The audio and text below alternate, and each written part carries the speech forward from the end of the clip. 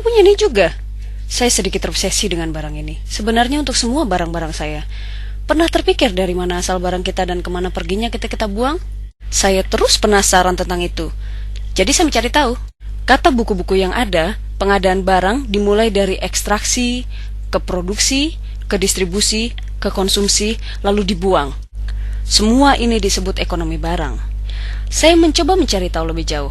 Bahkan saya berjalan keliling dunia selama 10 tahun untuk tahu dari mana barang datang, lalu kemana perginya. Tahu apa yang saya temukan? Ternyata itu bukan cerita sepenuhnya. Banyak yang hilang dari penjelasan tadi. Sekilas, sistem ini terlihat baik-baik saja. Tidak ada masalah. Tapi sebenarnya itu adalah sistem yang akan bangkrut. Alasannya karena ini sistem yang linear dan kita hidup di bumi yang terbatas. Dan sebuah sistem linear tidak bisa dijalankan di bumi yang terbatas tentunya. Dalam setiap bagiannya, sistem ini berinteraksi dengan dunia nyata, walaupun tentu saja tidak berjalan di atas kertas putih seperti ini. Dia berinteraksi dengan sosial, budaya, ekonomi, lingkungan, dan sepanjang waktu sistem ini terus menghadapi jalan buntu. Kebuntuannya tidak kita lihat di sini, karena ini diagram yang tidak lengkap. Jadi mari kita kembali, mengisi, dan kita lihat apa yang hilang. Salah satu yang paling penting dari yang hilang adalah manusia. Oh iya, manusia, karena manusia hidup dan bekerja di dalam sistem ini. Di antara mereka ada yang berperan lebih, ada yang lebih pendiam. Coba kita lihat siapa saja mereka. Kita bisa mulai dengan pemerintah. Kata teman saya, lebih baik menggambarkan pemerintah dengan bentuk tank. Itu ada betulnya, karena di banyak negara pada saat ini, misalnya Amerika, menghabiskan 50% pendapatan pajaknya untuk militer. Tetapi saya akan menggunakan manusia untuk melambangkan pemerintah, karena saya percaya bahwa seharusnya pemerintah itu adalah dari kita, untuk kita, oleh kita. Adalah kewajiban pemerintah untuk mengurus kita semua. Itu sudah tugas mereka. Nah, sekarang datanglah perusahaan. Alasan kenapa perusahaan terlihat lebih besar dari pemerintah? Karena memang perusahaan lebih besar dari pemerintah. Dari 100 ekonomi terbesar di bumi, 51%-nya adalah punya perusahaan. Dan ketika perusahaan membengkak, begitu juga dengan kekuasaannya, kita melihat perubahan di pemerintah, di mana mereka menjadi lebih peduli untuk mengurus perusahaan daripada mengurus kita rakyatnya. Oke, sekarang mari kita lihat apa lagi yang hilang. Kita bisa mulai dengan ekstraksi atau penghalusan dari eksploitasi sumber daya alam, yang juga penghalusan dari pembongkaran bumi. Begini gambarannya. Kita memotong pohon, kita membongkar gunung untuk logam, kita menggunakan seluruh sumber air, dan kita sikat semua hewan. Disinilah kita bertemu dengan jalan buntu kita pertama. Kita mulai kehabisan sumber daya alam. Kita menggunakan terlalu banyak barang. Saya tahu ini sulit untuk diterima, tetapi ini kenyataan dan kita harus menghadapinya. Dalam 3 dekade terakhir saja, 1/3 dari sumber daya alam bumi telah dihabiskan. Hilang. Kita menebang, menambang, membongkar, dan menyampahi bumi dengan sangat cepat. Kita meremehkan cerita bahwa bumi seharusnya menjadi ruang hidup manusia. Di tempat saya, Amerika, hutan yang tersisa kurang dari 4%. 40% badan air sudah tidak bisa lagi diminum. Masalah kami bukan saja menggunakan terlalu banyak barang, tapi juga menggunakan lebih dari porsi kami. Populasi Amerika hanya 5% dari dunia, tapi menghabiskan 30% sumber daya bumi, dan menghasilkan 30% limbah. Kalau kita semua hidup seperti Amerika, kita akan butuh 3-5 bumi. Sedihnya, kita hanya punya 1. Cara kami berkelit atas kebuntuan ini adalah mengambil bagian orang lain di negara dunia ketiga. Atau beberapa mengistilahkan itu adalah barang kita yang kebetulan ada di negara lain. Dan seperti apa nasibnya? Sama saja, dihancurkan. 75% penangkapan ikan dunia sama atau lebih dari kapasitas seharusnya. 80% hutan alami hilang. Di Amazon saja, 2000 pohon ditebang setiap menitnya. Itu sama dengan 7 lapangan bola, 1 menit. Bagaimana dengan nasib manusia yang tinggal di sana? Ya, kalau menurut mereka, kekayaan di sana bukan milik orang-orang itu. Walaupun mereka telah hidup di sana selama bergenerasi, mereka juga tidak memiliki jalur produksi, tidak membeli banyak barang. Di dalam sistem seperti ini, jika Anda tidak memiliki atau membeli banyak barang, Anda tidak berharga. Selanjutnya, kekayaan alam tadi masuk ke dalam produksi. Apa yang terjadi di sini? Mereka memakai energi dan kimia beracun dicampur dengan materi tadi untuk menghasilkan produk yang mengandung racun. Lebih dari 1000 bahan kimia buatan ada di pasar hari ini, dan hanya segelintir yang pernah diuji dampaknya ke kesehatan, dan tidak satu pun untuk dampak sinergisnya. Artinya, bagaimana kalau mereka bercampur satu sama lain? Jadi kita tidak tahu dampak sesungguhnya ke kesehatan dan lingkungan. Tapi satu yang kita tahu, kalau racun masuk, keluar juga racun. Selama kita terus menaruh racun di sistem produksi kita akan terus mendapat racun dari barang-barang yang kita bawa ke rumah, ke tempat kerja, ke sekolah, berakhirnya di tubuh kita. Seperti BRF, Brominated Flame Retardants, itu adalah bahan kimia untuk membuat barang lebih tahan api. Tapi ini sangat beracun, jenis neurotoksik, artinya menyerang otak. Buat apa juga bahan yang seperti ini dipakai? Tapi tetap kita masukkan ke komputer, peralatan, sofa, kasur, bahkan bantal. Ini sama dengan kita membeli bantal, lalu kita celup ke racun saraf, lalu kita taruh kepala kita selama 8 jam untuk tidur. Sepertinya kalau untuk menjaga kepala tidak mudah terbakar, negara yang punya banyak potensi ini bisa mencari jalan lebih baik ya. Nah, racun-racun ini terbawa dalam rantai makanan dan terkonsentrasi di tubuh kita. Tahukah apa yang ada di rantai makanan paling atas dengan tingkat kontaminasi racun tertinggi? Air susu ibu. Artinya, kita telah mencapai titik di mana anggota sosial terkecil kita, bayi, memperoleh dosis racun kimia tertinggi selama hidupnya justru dari ASI ibunya. Bukankah itu kejahatan yang luar biasa? Menyusui harusnya merupakan naluri merawat paling dasar untuk manusia. Menyusui harusnya sakral dan aman. ASI tetap yang terbaik dan ibu harus terus memberi ASI.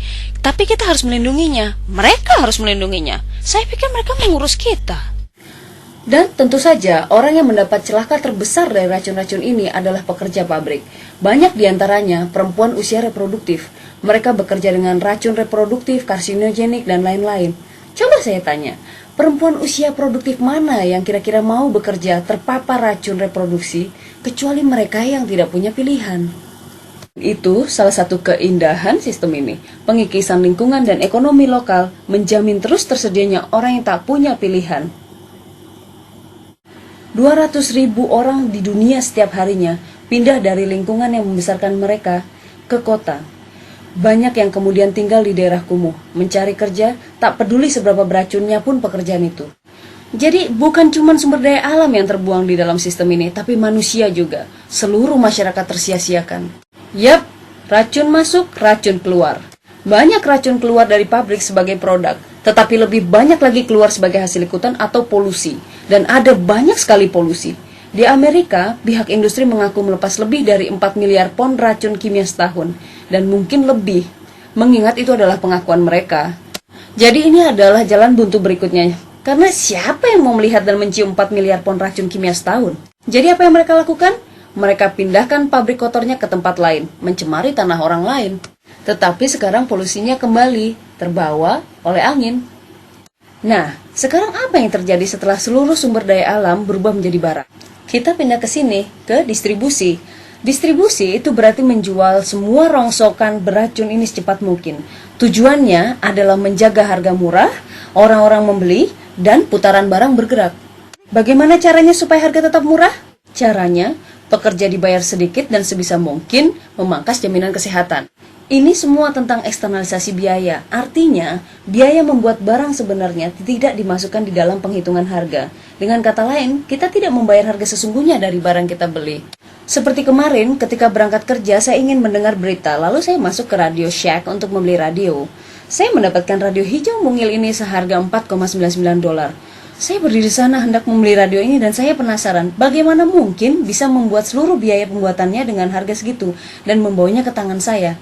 Logamnya mungkin ditambang di Afrika Selatan, minyaknya mungkin digali di Irak, plastiknya mungkin diproduksi di Cina, dan mungkin secara keseluruhan perakitan dilakukan oleh beberapa anak 15 tahun di Maquiladora, Meksiko. $4,99 bahkan takkan cukup untuk membayar sewa rak radio ini hingga saya datang. Apalagi gaji staf yang membantu saya memilih, atau kapal laut dan truk yang membawa beberapa buah radio ini.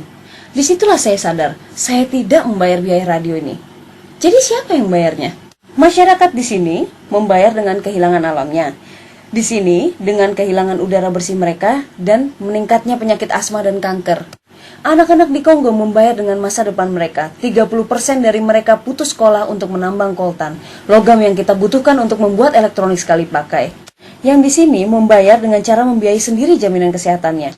Orang-orang di dalam sistem ini ikut membayar supaya saya bisa mendapat radio ini dengan $4,99 dan tidak satupun kontribusi itu terekam dalam buku rekening apapun. Inilah yang saya maksud dengan pemilik usaha mengeksternalisasi biaya produksi sesungguhnya. Ini membawa kita ke panah emas konsumsi. Ini adalah jantungnya, motor penggerak. Sedemikian pentingnya sehingga melindungi panah emas ini menjadi prioritas nomor 1 bagi mereka. Itulah mengapa setelah 9/11 ketika Amerika terguncang, Presiden Bush yang seharusnya bisa menyarankan sejumlah hal yang tepat untuk berduka cita, berdoa, berharap, tapi bukan, dia bilang berbelanjalah. Berbelanja. Kita telah menjadi negara tukang belanja. Identitas utama kita adalah konsumer. Bukan ibu, guru, petani, tapi konsumer. Cara utama mengukur dan menunjukkan nilai kita adalah dengan bagaimana kita berkontribusi ke panah emas ini. Bagaimana kita mengkonsumsi. Dan itulah jadinya kita. Kita berbelanja, belanja, dan belanja. Menjaga pasokan barang terus mengalir. Dan mengalirlah dia. Tebak berapa persentase dari total alir bahan melalui sistem ini yang masih dalam produk atau digunakan 6 bulan setelah terjual di Amerika Utara? 50%? 20%? Tidak. 1%. 1. Dengan kata lain, 99 barang yang kita ambil, gali, proses, alirkan, 99% dari barang yang kita alirkan melalui sistem ini dibuang dalam waktu 6 bulan. Sekarang bagaimana kita mengelola planet dengan tingkat kecepatan alir bahan seperti itu? Ini tadinya tidak seperti ini. Rata-rata orang Amerika sekarang mengkonsumsi 2 kali lipat dibanding 50 tahun yang lalu. Coba tanya nenek, di zamannya pelayanan, kecerdasan, dan penghematan dulu dihargai. Jadi bagaimana kita bisa sampai di sini? Nah, ini bukan baru saja terjadi, ini dirancang. Sesaat setelah Perang Dunia Kedua, orang-orang ini mencari tahu bagaimana meningkatkan ekonomi Amerika. Penganalisis retail Victor Libo mencetuskan sebuah solusi yang menjadi norma untuk keseluruhan sistem. Dia bilang, ekonomi kita yang sangat produktif menuntut agar kita menjadikan konsumsi sebagai cara hidup kita, agar kita merubah pembelian dan penggunaan barang sebagai ritual, agar kita mencari kepuasan spiritual dan ego dalam konsumsi. Kita perlu hal-hal yang dikonsumsi, dibakar, diganti, dan dibuang pada laju yang terus dipercepat. Kepala ahli ekonomi masa Eisenhower berkata bahwa tujuan pokok ekonomi Amerika adalah menghasilkan barang-barang konsumsi. Lebih banyak lagi barang konsumsi, itu menjadi tujuan utama kita, bukan menyediakan layanan kesehatan atau pendidikan, transportasi, atau keberlanjutan atau keadilan, barang konsumsi. Bagaimana mereka bisa membuat kita mendukung program ini dengan begitu antusias? 2 strategi yang paling efektif adalah keusangan yang terencana dan dapat diterima. Keusangan terencana adalah kata lain untuk dirancang untuk jadi sampah. Artinya, mereka memang membuat barang yang dirancang secepat mungkin tidak berguna sehingga kita campakkan, lalu beli barang baru. Seperti kantong plastik, gelas kopi, tapi bahkan juga pada barang besar seperti pel, DVD, kamera, panggangan, semuanya. Bahkan komputer. Pernahkah kamu sadar bahwa pada saat kamu beli komputer saat ini, teknologinya akan cepat berubah, dan itu adalah halangan untuk komunikasi. Saya penasaran tentang ini, jadi saya buka komputer untuk melihat apa isinya, dan saya menemukan bahwa potongan berubah yang tiap tahun adalah cuma potongan kecil di pojok. Tapi kamu tidak bisa cuma mengganti potongan itu saja, karena tiap versinya berbeda bentuk. Jadi kamu harus membuang seluruhnya lalu beli baru. Pernah membaca jurnal perencanaan industri tahun 1950-an, ketika keusangan terencana jadi sangat populer. Secara terbuka, mereka mendiskusikan seberapa cepat mereka bisa membuat barang jadi rusak, tapi tetap menjaga konsumen cukup percaya untuk membeli lagi. Semuanya benar-benar direncanakan. Tapi barang tidak bisa rusak terlalu cepat untuk menjaga panah ini tetap melayang. Jadi ada juga keusangan yang terasa. Perasaan ini yang kemudian meyakinkan kita untuk membuang barang yang sebenarnya masih bisa dipakai dengan sempurna. Bagaimana caranya? Nah, mereka mengubah penampilan barang itu. Jadi jika kamu membeli barang beberapa tahun yang lalu, semua orang bisa bilang kalau kamu tidak berkontribusi ke panah itu.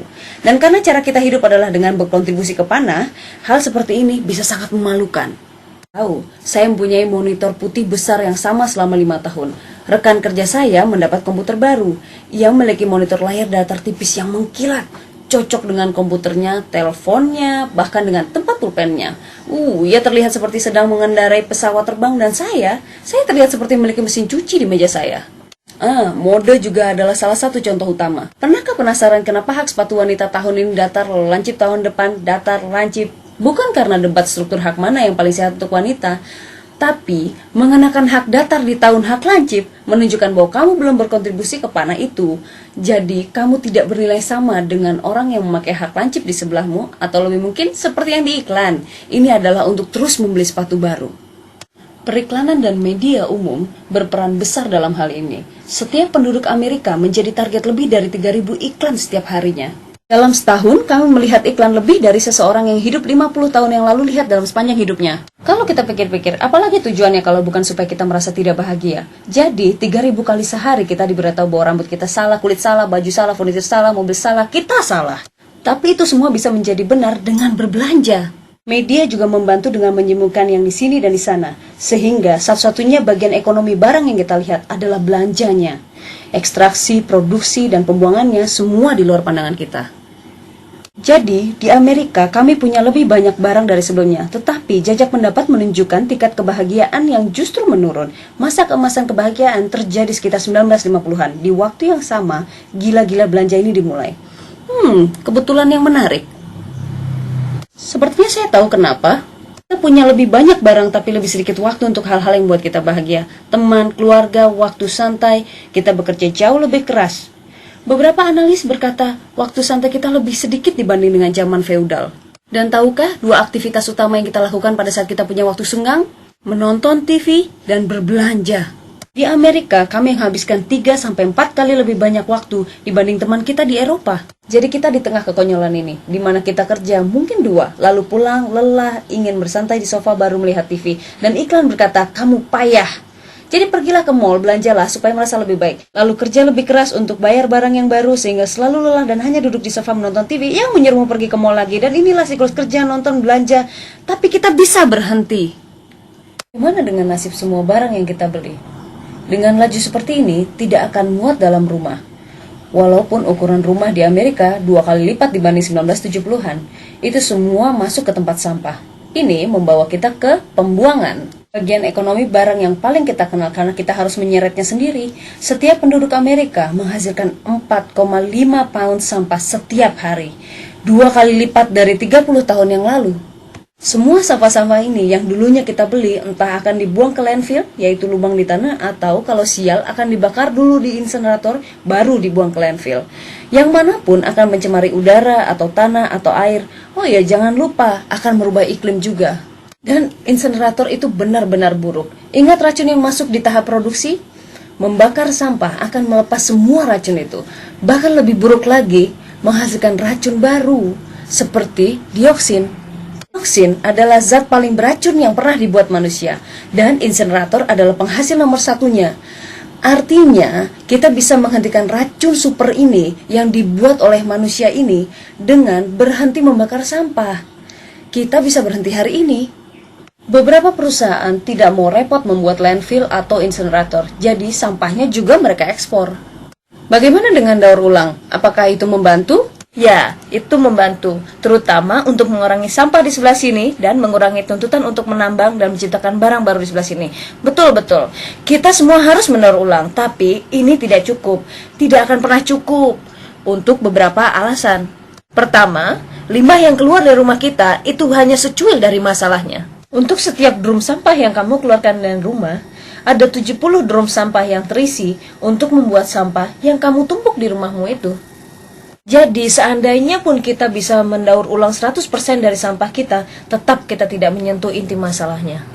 Karena banyak dari sampah-sampah itu tidak dapat didaur ulang, baik karena dia mengandung terlalu banyak racun atau memang dirancang untuk tidak bisa didaur ulang. Seperti kotak jus ini, yang berlapis kertas, logam, dan plastik, dia tidak akan bisa dipisah sepenuhnya untuk daur ulang. Jadi terlihat bukan, ini memang sistem dalam krisis. Di setiap bagiannya kita menabrak jalan buntu. Dari berubahnya iklan ke tingkat kebahagiaan yang terus menerus, ini memang sistem yang bangkrut. Tetapi sisi baik dari masalah seperti ini adalah begitu banyak ruang intervensi. Ada orang-orang yang bekerja di sini untuk hutan, di sini untuk produksi bersih.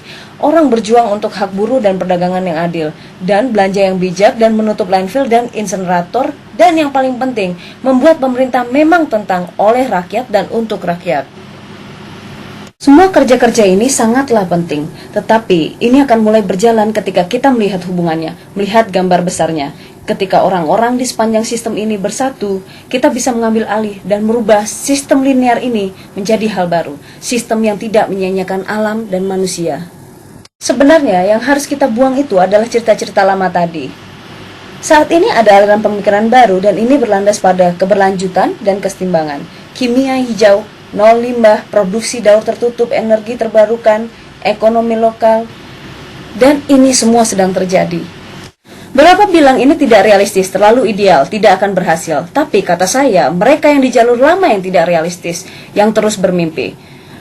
Harus diingat bahwa yang umum sekarang pun tidak terjadi begitu saja. Ini bukan gravitas yang harus mau tak mau kita terima. Itu diciptakan oleh manusia dan kita juga manusia. Jadi mari kita menciptakan hal baru.